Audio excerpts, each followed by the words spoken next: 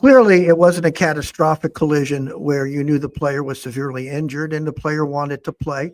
And quite typically, given the excitement of the game, you don't always appreciate the significance of these injuries when they first happen.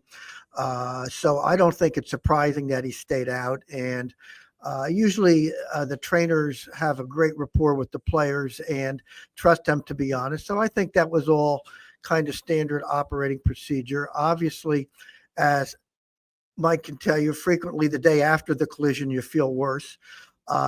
We Nobody knows the exact nature of the injury, but Joe Ursulak gave a great assessment of how to avoid injuries, and you never know how a young outfielder like Cowser would have prepared for this. He would count the number of steps to the warning track. All the warning tracks have slightly different inclines.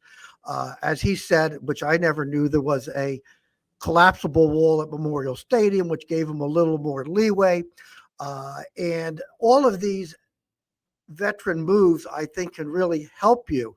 The fact that Cowser hasn't played in quite some time probably hurt him, and that he didn't probably have all his general comfort levels back. And it's also key as to how you hit the wall.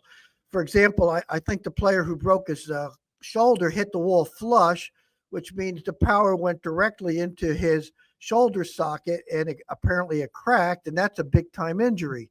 More commonly, players tuck their shoulder a little bit, in which case they can hurt their acromioclavicular joint, which Mike knows about since he hurt his in a collision, and that's a completely different injury. Other times, players sense what's happening and they relax a little bit, which probably helps them a bit.